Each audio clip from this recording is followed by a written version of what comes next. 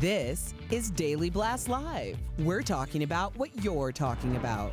Real, honest, entertaining, live. DBL starts right now. 3, 2. Welcome to Daily Blast Live. It's Monday, January 27th. I'm here with Al, Brandon, Lindsay. I'm Tori. Let's get right to it. We all are remembering today Kobe Bryant, the basketball legend, died yesterday at the age of 41. Kobe and his daughter were among 9 people who were killed when their helicopter crashed into a hillside in Calabasas, California yesterday morning. So weather was extremely foggy yesterday, and according to flight tracker information, Kobe's chopper first encountered weather issues above the LA Zoo. Before, it circled the area at least 6 different times, most likely waiting for the fog to clear.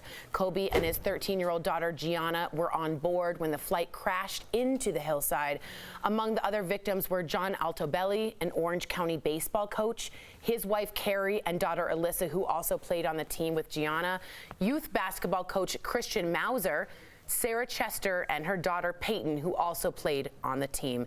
And we also want to mention that the helicopter pilot Ara Zobayan also perished. I also want to make clear we are trying to get confirmation on how to pronounce all those names. We want to give the respect where it's due, but it's all coming in quite fast, so I just wanted to give that out. Officials held a press conference earlier with an update of what's going on in the investigation. Take a look. As you can imagine, this is going to be a very extensive process. It's going to take not just days but weeks for us to get to recover from this. And right now, it's as you can imagine, it's a logistical nightmare in a sense, because the crash site itself is not easily accessible. However, we're now faced with, I guess, well-wishers and people mourning who have descended on the area, on the residential community, and even the crash site itself. And we have to reiterate, it is off limits to everybody except the first responders and investigators. So I want to just go around first off and just say, your first reactions. How did you find out? What went through your mind? I was hiking in the mountains and it was all snow. And when we came back, this phone started pinging and it was Al saying Kobe died. And I thought for sure he meant the Kobe beef industry. I don't know why, but it was so far from my mind that he could have possibly died. He was so healthy to me. I kept saying he's so healthy. Where were you, Al, when you found out? I was having lunch kind of over where our co-host Erica lives, and my girl told me that, showed me a screenshot of it, and once I verified it, you know, obviously you go through the range of emotions. I'm a huge basketball fan first, but it just became a Kobe fan because we literally, in 1996, he kind of came along right when people were first starting to get their email address. So we kind of, he started almost right when the internet did. So you would see him in high school and then start to watch him in college, in his career. So he literally grew up right in front of us. And then I think the most important thing for me, and it's just because I've experienced it as well, is we saw him transform from being a champion basketball competitor to embracing the second phase of his life. And I think we all know men and women, but especially men, that get so caught up in accolades and what you've achieved that you see guys that kind of push their family to the side, and then when they're 75 years old in a rocking chair, they're like, oh, I wish I had known my kids better. Kobe didn't do that. He was already with his kids all the time. And as I was with my daughter at her volleyball tournament last weekend, I realized that there's nowhere in the world I'd rather be than right there. So it's just so important, you know, that he got a chance to do that with her. Yeah, I think he just cared deeply about the next generation. That's why people who weren't basketball fans were so affected by this, because he was like this esoteric being that was untouchable. So once Kobe Bryant can die in a plane crash, you realize how fragile life is, right? So if we see somebody who we admire so much and who lived this big and very full life cut so short, I think we all are faced with the reality that nothing is promised. And so we all hugged our sisters and brothers and loved ones yesterday really tight, because his life was just cut way too short. It was a profound feeling across the world that you could go at any moment, right? I hugged Brooks like I've never hugged Brooks. Brooks, your husband. My husband. Brandon, you're a professional athlete, or were. How does this feel to you? I never met Kobe, but he was my Michael Jordan. Yeah. Because as I was growing up playing professional sport or trying to get to professional sports, just thinking about how hard he worked. Tori, we did that segment, I believe, a year ago. We were talking about the Mamba mentality, where he told those kids about, and he gave them a lesson about winning a fourth-place trophy, and how he made them work their butts off. And then they won a championship because of that. And that's where he was going. He was going to the Mamba Academy with his daughter, Gigi, who is his legacy because she loved basketball, to work with kids for in basketball. And you just think about it as, there are times I was going through my career getting cut from the NFL or oh, I don't feel like working out today, but you're thinking to yourself, Kobe Bryant is the best player in the world right now, and he gets up 5-something in the morning and he trains and he goes through tremendous workouts. He works on his skill set, his craft over and over again, and that's how you develop that Mamba mentality in that moment. Fast forward to at the end of his career, when he called it, he retired. He started Kobe Inc. He has his own production company. He's the first athlete to win an Oscar. Yeah. Right. The man won an Oscar for his animated short film, basketball. And you just look at the love and the admiration that's not only coming through people, but from my fellow athletes, and talking about what Kobe really meant to us. And you just sit there, you can't, it's hard for me to wrap my head around like what happened. I was in the Dallas-Fort Worth TSA line when I read it. And it's just one of those things where Lindsay said, we wake up every day and we're all arguing about impeachments and Dems right and Dems left. That stuff means absolutely nothing, because at the end of the day, your objective is to get home to your family, get back home, and you pray that you can just do that. So it's just one of those things where it was just hard to wrap my head around. And we grew up in a generation to where when every time we threw something in the trash can, what would we say? Last one for you, Mamba. That's right. Kobe. Kobe. That's right. That's for you, Mamba. Well, last night, thank you for sharing with that. Thank you, Brandon. Thank you. Last night was, of course, the Grammy Awards, and it did take place in the Staples Center. It was so ironic in LA. If you don't know, it's hallowed ground for Kobe fans, because that's where the LA Lakers play. The show spent a lot of time paying tribute to the fallen legend. Take a look at this beautiful montage. Tonight is for Kobe. Los Angeles, America, and the whole wide world lost a hero. And we're literally standing here heartbroken in the house that Kobe Bryant built. 2 years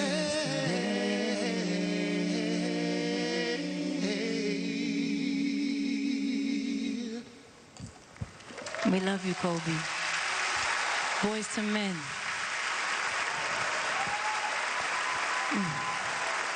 Thank y'all so much. Thank you.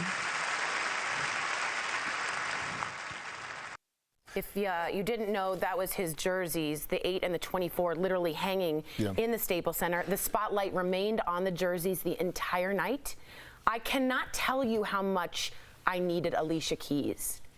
I thought what she did she really did a lot was last an night. unbelievable job of being real, of being honest, of just accepting what's going on.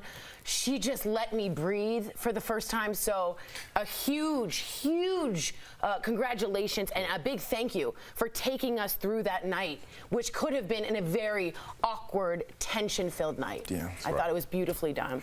DBL is live and tributes are pouring in for Kobe Bryant. Up next, it's a sea of love and support outside the Staples Center.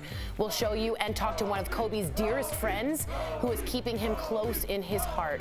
Later, the memorable moments at the Grammy Awards, Billie Eilish's history-making night, and Demi Lovato's powerhouse performance.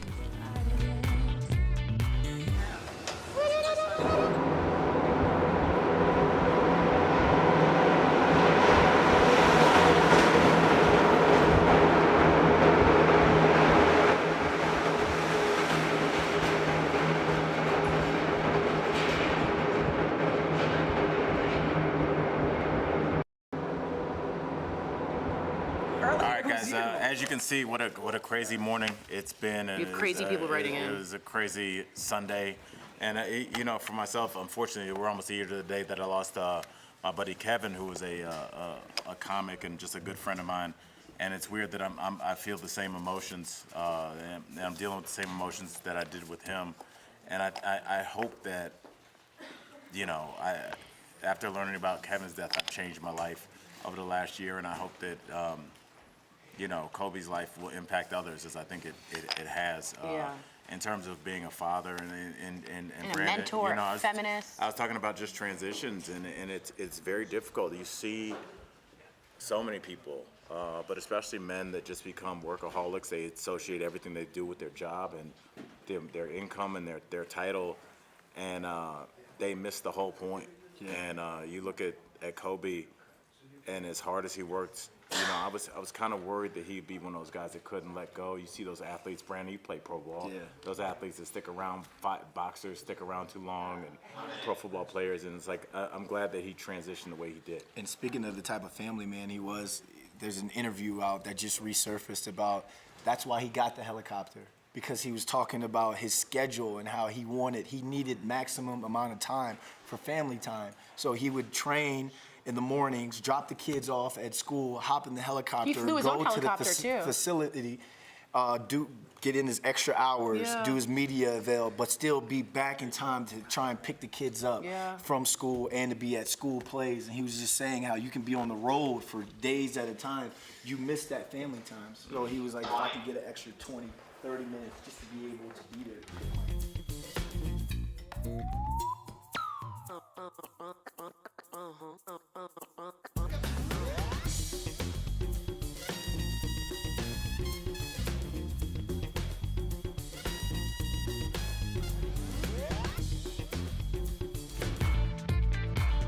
Yesterday, fans of Kobe Bryant headed down to the Staples Center in Los Angeles to pay tribute. Wearing jerseys, carrying signs and flowers, they held an impromptu vigil paying homage to the basketball star. Meantime, the Grammy Awards was also taping at the Staples Center, and friend of the show, Entertainment Tonight host Kevin Frazier, was there on the red carpet hosting the pre-show. Now, if you don't know, Kevin and Kobe were longtime friends, and earlier, Sam Shocker, Al, Brandon, and Lindsay got a chance to speak with Kevin about Kobe's death. Let's take a look. Kevin Frazier, thank you so much for joining us here on DBL. I know this is a tough day for you, and I know yesterday was even was full of emotion. So you hosted the Grammy pre-show last night. You did such a great job. I tuned in, I watched you. What was the mood and experience at the Staples Center, considering that that's the house that Kobe helped build? You know, when you think of the Staples Center, you think about that real estate around the basketball court, and so many stars would fight for those seats around the court to see Kobe play during his 20-year career. And many of those stars were walking that red carpet last night, and the emotion was raw because they were still trying to digest and understand what had happened. Kevin, I know you and Kobe had been friends for many years. Can you tell us about the last time you saw him? Yeah, I saw him at the Just Mercy premiere. It was not too far from my house. I had popped down, And I said hello, and we were joking. He said, you know, you got to come to the Mamba Center and see Gigi and the team play. And he also was, you know, was talking about how the girls have to practice 5 days a week, because if they really want it, they're going to practice 5 days a week. I said, yeah, I'm going to come out and see the girls, and I never got a chance to see them. Man, what a rough day. Kevin, first of all, I'm a fan of you as a human being and what you've done in your career. Oh. And, you know, I'll just be honest with you. I know you're a father of 2. I'm a father of 3. Yeah. And I don't think that there's probably any bigger basketball fan that you're going to talk to than me. But when I heard this news, it kind of shows me where I am in my life. My first thought wasn't what the game has lost, but I thought about his family and what they must be going through. Yeah. And how did this news affect you, not as a Kobe friend and fan or a basketball fan, but as a father? Like, how did this news impact you? Well, you immediately think that he has a 7-month-old that will never know what Kobe Bryant, what it was like to be with her father and spend time with daddy. That, you know, he loved his girls. They meant everything to him. And Gigi was the special one because she embodied her father's spirit. You know, they traveled around with this basketball thing all over the place, and we were at the women's Final Four, and I remember stopping to talk to Kobe, and he was talking about Gigi's dreams of one day playing for UConn, and that's why he invested so much, because she showed that she had the eye of the tiger and really wanted it. He loved now that he wasn't on the road as much and he could be with the girls. You know, he would go to his office at his production company, but he was home every night for basketball practice. It was all about his girls, and he loved them so much. And so it just, that's the devastating thing, that the little ones will never get to know the love of their father and how much he loved those girls. Wow. And Kevin, I know you guys are going to be all over this on ET tonight. Can you tell us what we can expect to see? You know, we will show you our memories with Kobe from when he was dating Brandy, the many times we interviewed him throughout his career, and the many ventures he had, not just in basketball, but also away from basketball. And, you know, I will never forget that after they won their first championship, I was interviewing him in a back room, and there was this girl sitting in our room, and I was like, who is this girl? And he was like, no, this is my girl, Vanessa. I was like, oh, okay, glad to meet you, Vanessa. And he loved her so. And so, you know, they kept adding to the family because he enjoyed the family atmosphere. And we will show you so many of our great flashbacks tonight with Kobe. Oh, we will be tuning in. We appreciate you, Kevin. We really do. Kevin Frazier, thank you so much. And you guys keep doing the great job you're doing on your show. We watch every day.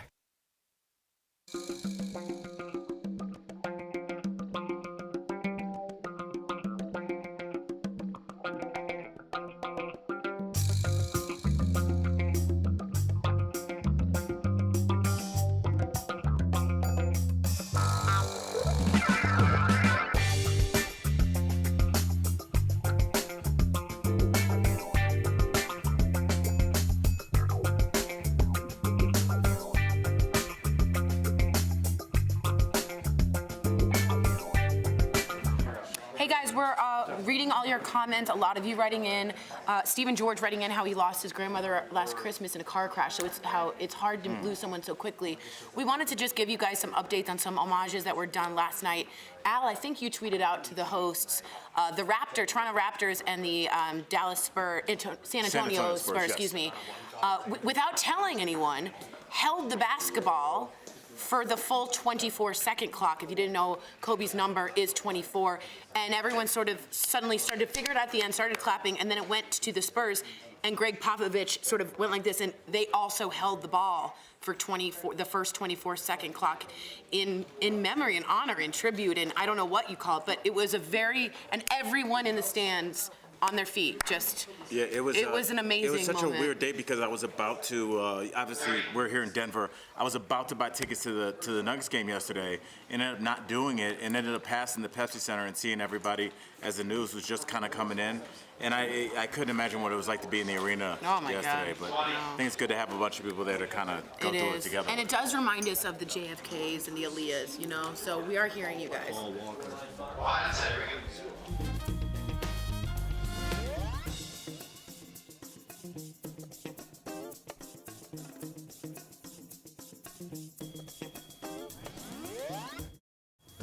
Good for you.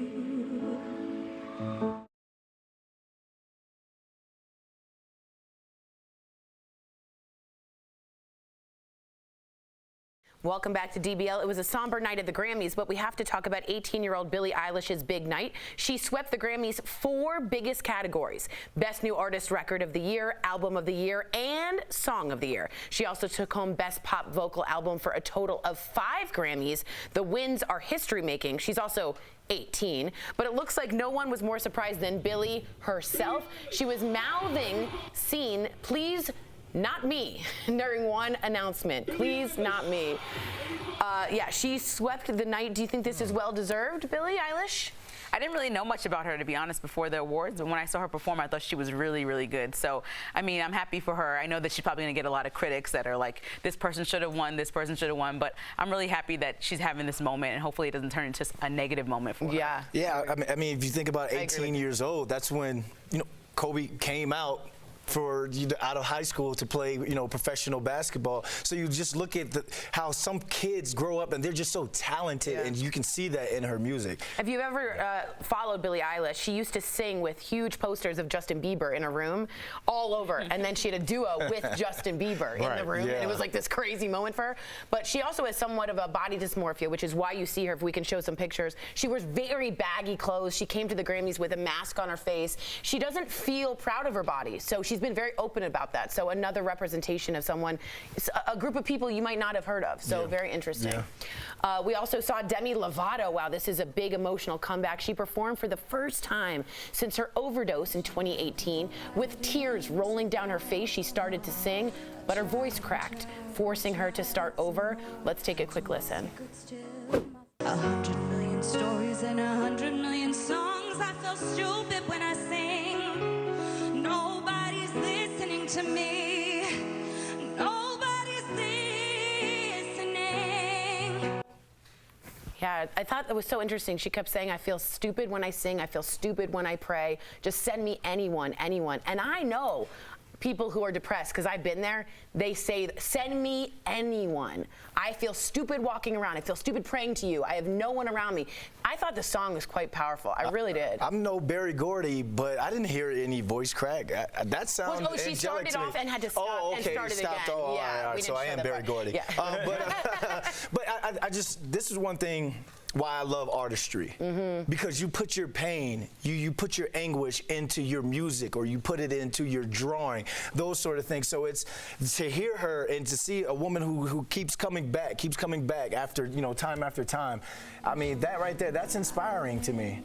I love that. Yeah, I mean, I think it does show you that, I don't know if social media has been great for artists. Yeah. And you can promote yourself well, but I think that some of the idiosyncrasies that make people special, make people different, are now highlighted and lampooned. Artists are, and I can say this as a comic and a joke writer, we're weird people. We have weird things, super weird. And we have weird things about our bodies and the way we talk and the way we look. And I think it's a big deal for us to put that on display and just let people know I'm flawed, but this is me. It's so very good on her. true. We are super weird. Speaking of emotional, singer Camila Cabello had a very sweet moment last night. Her performance was teased, saying she was paying tribute to a special man. Well, everyone, including me, thought that man was her famous boyfriend, Shawn Mendes, but she surprised us all when we realized it was all about her dad. Check it out.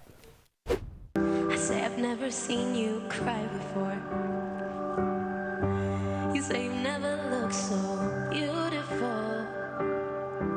You know I'll always be your little girl. Oh, she tripped at the end. Did you see that? Yes. What did you guys think of her performance? I just thought it was really timely. It probably was planned in advance for that length of a performance, but to talk about her dad and just everybody's thoughts with Kobe Bryant was that he was in the helicopter with his daughter, and what that last 2 minutes must have been like, or what her mother, his wife and her little sisters are thinking, or older sister too. So I think that everybody was watching that, and it was just like right on time. And just to see her praising her dad. I teared up watching it yesterday because Gigi was Kobe's legacy, the 13-year-old, and they were talking about how she wanted to go to UConn and she wanted to make her dad proud. So I just thought that was great by Camila to be able to sit there and honor her father, because who knows the countless hours and money that he had to put in to get her vocal training and to let her work on her craft. So that was very timely. Well, if you can, go hug a dad, go hug your mom, go hug someone today, yeah? I'm a dad. Hug me. Okay. Oh, we'll be right thank back. you. Oh, I needed that. We'll be I right needed back. that. Love y'all.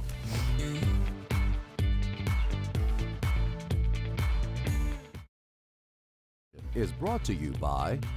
We're here with Beauty Blast. I'm Jeray for the Slay, and you might recognize this beautiful young lady, Miss Stephanie Jones, with me today. Today, we're bringing you some brand new beauty tips on how you can be slaying the summer all year long. It doesn't just have to stop for summer, guys. It can go all year, and you can keep doing these looks that slay. All right. So to start off today, I'm actually gonna be showing you guys a quick way to involve neon color into a beautiful look.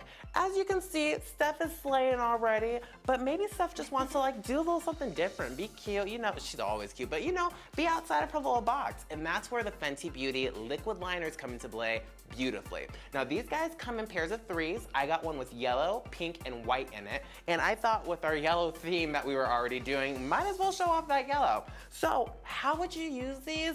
I can tell you exactly that. Now, my favorite way to use these guys is actually using dots. This is a great way without having to have too much precision or too much handwork. You can truly just use the little dots to actually guide your look. So, Steph, I'm gonna have you close, Bill. And for this look, I'm gonna gently just apply 3 dots from the end of the eye. So 1, 2, and maybe 1 more right in the middle. Let's try that one more time. 3. And this, so subtle, yet so cute. Now, if you want to add 1 more, you could actually go ahead and take 1, go ahead and open and look straight up, perfect. Right in the inner corner of the eye. Now, this looks a little different. However, what it does is actually help to guide the eye up and out and brighten the eye in the inner corner as well. Now, you can always do graphic liner and all that jazz, but some of us have a little bit more of a shaky hand. So this is a great way to create a beautiful look that still slays, but doesn't take too much time. Am I right? Okay, girl. Now that's gonna be all for us for this time, you guys, but check us out for next Beauty Blast, where we'll be uncovering if the stash is coming back around. I don't know if you're ready for that. Ooh. Kobe Bryant is being remembered as one of the greatest basketball players of his generation. So what made him a legend? Let's connect the dots. Basketball was in Bryant's blood. The son of a former NBA player, he was drafted right out of high school and was immediately traded to the Lakers. He would stay there for the rest of his career. Teaming up with Shaq, the two were a formidable force on the hard court. And even after parting ways with the free throw challenge big man, Bryant went on to bigger heights, famously scoring 81 points against the Toronto Raptors in 2006. That's right, one man in one game scored 81 points. At the age of 34, he became the youngest person to reach 30,000 career points. His scoring record was just beaten by LeBron James, and in fact, his last tweet was congratulating King James. Bryant retired in 2016, but didn't take it easy. He even won an Oscar in 2018 for an animated short called Dear Basketball. And in recent months, he had been spotted on NBA sidelines teaching his daughter about the game he loved.